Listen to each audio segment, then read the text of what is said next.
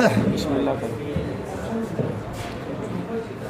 اللہ الرحمن الرحیم۔ ایک دو باتیں ہوئی تھیں تو انہوں نے کہا تھا کہ یہ مسئلہ جو ہے نا یہ تفصیلاً بات پر کریں، تو میں نے جب صابر صاحب کی کتاب اٹھائی تحقیقات المجربات، وہ بہت لمبا چوڑا موضوع ہے، اس میں لیڈیز کے لیے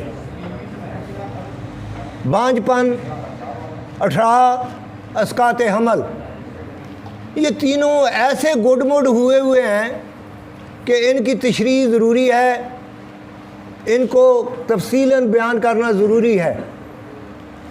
آپ جتنے بھی اطباء اکرام ہیں، آپ کے پاس مریض آتے ہوں گے، میں کوشش کروں گا کہ ہر جو آنے والے ہیں نا ان میں یہ تینوں موضوع، پہلے اسقاط حمل، اس کے بعد 18، اس کے بعد بانجھ پن، یہ تینوں کو نا تفصیل کے ساتھ آپ کے گوش گزار کر دوں۔ شاید میں کچھ کوشش تو کروں گا، شاید میں اس کو نہ پہنچ سکوں، لیکن تھوڑی سی کوشش تو ہوگی۔ تو آج کا جو موضوع ہے یہ ہے اسقاط حمل۔ حمل کا لفظی معنی ہے اٹھانا، بوجھ اٹھانا۔ تو عورت جو اپنے پیٹ کے اندر بوجھ اٹھاتی ہے اسے حمل کہتے ہیں۔ اسقاط حمل، حمل کا گر جانا، چند دن سے لے کر چند ماہ، 7 ماہ تک، 8 ماہ تک اگر عورت کا حمل گر جاتا ہے تو اس کو کہتے ہیں اسقاط حمل۔ اس کی مختلف وجوہات ہیں، وہ وجوہات جو ہیں وہ آج بیان کرتے ہیں۔ اس کے میں 7 پوائنٹ بولوں گا ایک ایک کر کے، آپ ان کو نوٹس بنانا چاہتے ہیں نوٹس بنا لیں، لکھنا چاہتے ہیں لکھ لیں، ریکارڈ کرنا چاہتے ہیں ریکارڈ کر لیں۔ سب سے پہلے جو مسئلہ پیش آتا ہے وہ ہے بیضہ انثیٰ کا، جو اگر فصل اچھی کا لینا چاہتے ہیں تو بیج بھی اچھا ہونا چاہیے اور زمین بھی زرخیز ہونی چاہیے۔ اللہ تعالیٰ قرآن میں فرماتے ہیں عورتیں تمہاری کھیتیاں ہیں، تو کھیتی میں چیز اگتی ہے نا، اگر وہ زرخیز ہوگی تو فصل بھی زرخیز ہوگی، ٹھیک ہوگی۔ اگر عورت کے جسم کے اندر خرابی ہے تو جو اولاد پیدا ہوگی وہ بھی ناکارہ ہوگی۔ اگر بیج اچھا ہے اور زمین اچھی نہیں ہے اگے گا ضرور، سرے نہیں چڑھے گا۔ اگر بیج ماڑا ہے اور زمین اچھی ہے تب بھی اگتا ہے ضرور ہے، لیکن سر نہیں چڑھتا، نشو و نما نہیں ہوتی ہے۔ تو بات کر رہے تھے کہ بیضہ انثیٰ کا نامکمل ہونا یا چھوٹے ہونا یا ان کے اندر خرابی کا ہونا۔ بعض دفعہ ایسا ہوتا ہے بیضہ انثیٰ تو پیدا ہوتا ہے لیکن ٹیوبیں بند ہوتی ہیں، خصیت الرحم سے انڈا تو ریلیز ہوتا ہے لیکن وہاں تک نہیں پہنچتا، نامکمل ہوتا ہے، اس کی صلاحیت نہیں ہوتی۔ اس کے لیے میں مختصر بات کر رہا ہوں کیونکہ جو ہے نا نماز کا بھی ٹائم ہونے والا ہے۔ اس کی ایک بہت بڑی علامت ہے۔ علامت کیا ہے کہ اس عورت کو جب تک ادویہ نہیں کھائے گی، دوائی نہیں کھائے گی، اس کو حیض کا خون نہیں آتا، ماہواری نہیں آتی۔ جس عورت کو ایسا ہوتا ہے دوائی کھائے بغیر حیض نہیں آتا، اب دعوے سے کہہ دیتے ہیں جاؤ اپنی ٹیوبیں جا کے چیک کراؤ، بیضہ انثیٰ نہیں بن رہا ہے، بیضہ انثیٰ خارج نہیں ہو رہا ہے۔ صابر صاحب کا مشہور نسخہ ہے، اس کے لیے آپ وہ استعمال کریں، انشاءاللہ اللہ کے فضل سے بیضہ انثیٰ بنے گا اور اخراج بھی پائے گا۔ اور وہ نسخہ ہے اکسیر سرعت انزال، یہ دینی ہے، اور ساتھ ہی اکسیر ورم جسے اکسیر لاسانی بھی کہتے ہیں، جس میں ہلدی ہے، سونف ہے، ریوند خطائی ہے، یہ نسخہ دینا ہے۔ انشاءاللہ اللہ کے فضل سے سوزش اور ورم رحم ٹیوبوں کا اتر جائے گا، انڈا بھی ٹھیک ہوگا، بیضہ بھی ٹھیک ہوگا اور ریلیز بھی ہوگا۔ انشاءاللہ اللہ کے فضل سے جو بچہ پیدا ہوگا وہ صحیح سلامت ہوگا۔ دوسری چیز ہے عورت کے رحم کے اندر فائبرائڈ ہو جاتا ہے، گلٹی رسولی ہو جاتی ہے. یہ بھی جو ہے کیونکہ خون بچے کو صحیح نہیں ملتا، اس کو خوراک صحیح نہیں ملتی، بچہ کمزور ہوتا ہے، وہ حمل جو ہے نا گر جاتا ہے. تو اس کے لیے آپ کو ایک علامت بتاتا ہوں.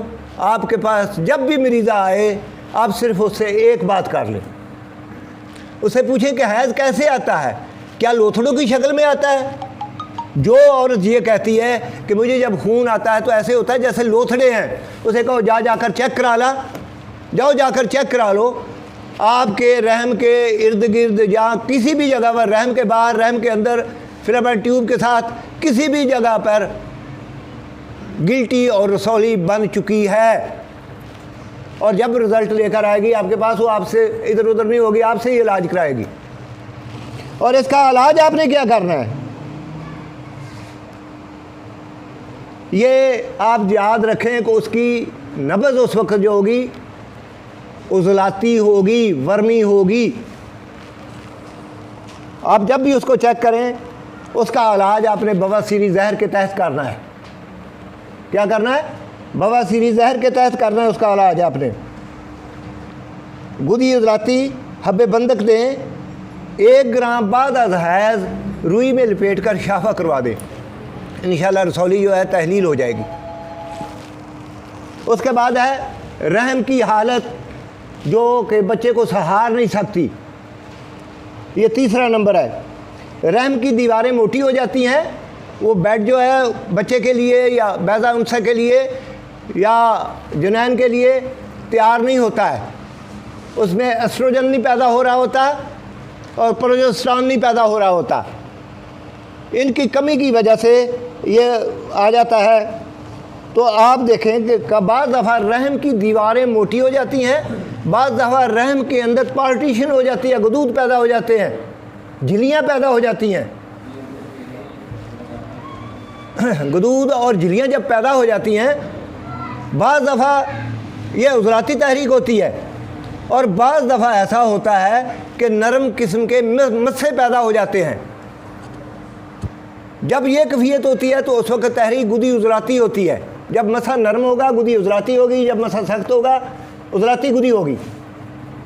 تو اس کے لیے آپ نے جب بھی علاج کرنا ہے، صابر صاحب کا نسخہ ہے گدی سالان رحم، وہ استعمال کرائیں، انشاءاللہ اللہ کے فضل سے ٹھیک ہو جائے گا. اور اس کی ایک اور علامت بتاتا ہوں.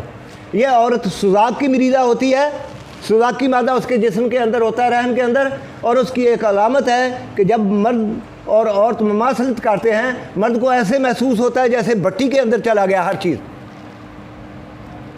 اور اس کو بھی سوزاک ہو جاتا ہے، مرد کو بھی. اور یہ اکثر مرد کی طرف سے آتا ہے، یاد رکھیں. اور یہ پھر اولاد میں بھی چلا جاتا ہے. اس کے بعد ہے حمل کاذب. بعض دفعہ جھوٹا حمل ہوتا ہے، عورت کہتی جی مجھے حمل ہوا ہے، سب کی سب جو ہے علامات حمل والی ہوتی ہیں، پستانوں میں دودھ بھی آ جاتا ہے، بعض دفعہ لوتھڑا بھی خارج ہوتا ہے، لیکن اس کی تحریک بھی عضلاتی ہوتی ہے. یاد رکھیں، اگر آپ چاہتے ہیں آپ عورت سے پوچھ سکتے ہیں، جیسے آپ لوگوں کو ہوا کبھی خارج ہوتی ہے نا، اسی طرح عورت کے رحم سے بھی ہوا خارج ہوتی ہے. جس عورت کے رحم سے ہوا خارج ہو وہ حمل کاذب ہے، حمل صادق نہیں ہے، اس سے بھی حمل گر جاتا ہے. اس کے بعد ہے زائگوٹ. زائگوٹ کیا ہوتا ہے؟ جب اس کی تعریف پہلے بھی کی تھی، میاں اور بیوی کا جب بیضہ انثیٰ اور مرد کے جو ہے کرم منی آپس میں ملتے ہیں تو جو چیز پیدا ہوتی ہے یا جو چیز پہلے سب سے نقطہ بنتا ہے اسے زائگوٹ بولتے ہیں. جنین کو یہ جو حمل کے دوران بچہ ہوتا ہے اس کو ماں کے پیٹ کے اندر مکمل غذا نہیں ملتی، وہ اس کی نشو و نما نہیں ہوتی. یہ ایک پرابلم آتا ہے. ڈاکٹر کہتے ہیں کہ حمل ضائع کرا دو، واضح کرا دو. 75% لیڈی ڈاکٹر ہیں، مشورہ دیتی کہ حمل گرا دو، بچہ تو بڑھ نہیں رہا، یا آپ کی جان کو خطرہ ہے یا بچے کی جان کو خطرہ ہے. بچے کی جان تو ہے ہی نہیں ہے.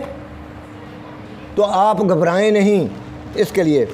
بعض دفعہ عورت کے جسم میں خون کی کمی ہوتی ہے، تب اسے نشو و نما نہیں ملتی.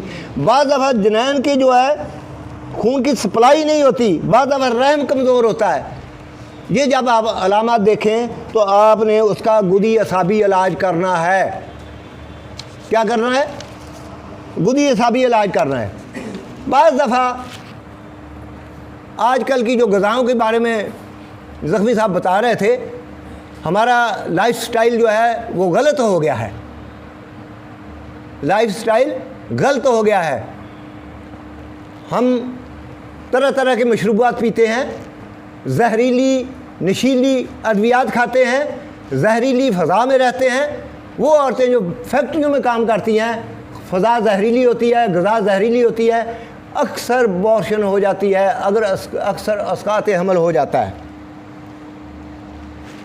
ایک جب وہ غذائیں ایسی کھاتی ہیں تو ان کے اندر مردانہ خاص پیدا ہو جاتے ہیں، ان کی داڑھی مونچھ نکل آتی ہے، ان کی آواز بدل جاتی ہے اور حمل قائم نہیں رہتا، بار بار اسقاط ہوتا ہے. اس کے بعد ہے فاسٹ فوڈ اور ڈرنک وغیرہ، یہ تو آپ پہلے ہی زخمی صاحب آپ کو بتا چکے ہیں. اس کے بعد ہے بچے کی ساخت. یہ بھی بچے کی ساخت جو ہے اس پہ یہ بھی عورت کے اسقاط حمل پر اثر انداز ہوتی ہے. بعض دفعہ ہوتا ہے کہ سر بڑا ہو جاتا ہے، ٹانگیں چھوٹی رہ جاتی ہیں. بعض دفعہ ٹانگیں بڑی ہو جاتی ہیں، سر چھوٹا ہوتا ہے. بعض دفعہ جنین ہی بالکل کمزور ہوتا ہے. تو جب یہ حالت ہوتی ہے تو لیڈی ڈاکٹریں اکثر کہتی ہیں جی آپریشن کرو اور یہ بچہ جو ہے نا اس کو ضائع کر دو، یہ اس قابل نہیں ہے. صابر صاحب فرماتے ہیں کہ بعض دفعہ ایسے بھی بچے دیکھے ہیں جیسے آٹا گوندا ہوا ہوتا ہے، اسفنج ہوتا ہے، ایسے بھی بچے پیدا ہوتے ہیں. تو اس کے لیے ایک نسخہ بولتا ہوں. صابر صاحب کا ایک نسخہ ہے، جس بچے کو ماں کے پیٹ کے اندر اس کی ساخت میں فرق آ جاتا ہے. اگر بچے کا اوپر والا حصہ جو ہے نا اس ساخت میں فرق آیا ہے، اگر بچے کے جسم کی ساخت میں سر بڑا ہو گیا ہے، بازو بڑے ہو گئے ہیں، ساخت کے اندر فرق آ گیا ہے، تو آپ نے اس کا علاج جو کرنا ہے شدید نمبر 5 دینا ہے، گدی اعصابی. اور اس کے ساتھ صابر صاحب کا ایک نسخہ ہے مکبی دماغ و خون، وہ جس میں ہیراکسیس استعمال ہوتی ہے تاکہ عورت کے جسم کے اندر خون کی کمی جو ہے نا وہ بھی پوری ہو سکے، جنین کو پورا کا پورا جو ہے نا مل سکے. یہ دینا ہے. کب دینا ہے؟ جب ناف سے اوپر والا حصہ جو ہے نا بڑا ہے. اور دوسری بات جو کرنی ہے، اگر نیچے والی ٹانگیں بڑی ہو گئی یا اوپر سر چھوٹا رہ گیا ہے، گھبرانا نہیں ہے. اس کے لیے صابر صاحب کا ایک نسخہ ہے، آپ لوگ اس کو کھلے دل سے استعمال کر سکتے ہیں. اس کا نام ہے حب 18. نسخہ یاد ہے آپ لوگوں کو یا بولوں؟ سرما سیاہ اور چھلکا ریٹھا ہم وزن، لیکن سرمے کو کم از کم میں تو جو بناتا ہوں یا کرتا ہوں تو 72 گھنٹے رگڑائی کرتا ہوں اور عرق گلاب کے ساتھ، پھر اس کو خشک کر کے پھر چھلکا ریٹھا اس کو پاؤڈر کرتا ہوں. بعض دفعہ اس کو میں اگر مئی اور جون کا مہینہ تو دھوپ میں پھیلا کے پھر بھی ہو جاتا ہے. کڑھائی کے اندر ہلکا سا ہاتھ لگایا گھی کا، اس کو اس کے اندر بریاں کیا اور پھر پاؤڈر کر لیا، یہ بھی پاؤڈر ہو جاتا ہے. تو اس کو دونوں کو اتنا رگڑیں اور اس کی گولیاں بنا لیں. ہاں میں ایک بات کرنا بھول گیا، آپ لوگوں کو ایک بات بتلائی ہے. صابر صاحب کا ایک نسخہ بڑا مشہور ہے رحم کے لیے، عورتوں کے لیے بہت اچھا ہے. اسے کہتے ہیں حب مکوی رحم. صابر صاحب کا نسخہ ہے جس کے اندر جو ہے مگا استعمال ہے، کھلنجا استعمال ہے. یہ نسخہ بہت کاریگر ہے، بہت قائم ہے، بہت اچھا ہے اور یہ رحم کی رسولیاں وغیرہ ختم کر دیتا ہے. یہ رحم کے اندر بھی رہے. اور آپ یاد رکھیں کہ اس کا جب بھی آپ نے استعمال کرنا ہے 2 رتی سے 4 رتی تک دینا ہے، اس سے زیادہ نہیں دینا. اگر آپ نے دے دیا اس کو 1 گرام 2 صبح شام خوراک تو عورت کی لیفٹ جو ہے ٹانگ اس میں شدید درد ہوگا جو کسی دوائی سے جائے گا نہیں. یاد رکھیں اس کو آپ نے کم سے کم استعمال کرنا ہے.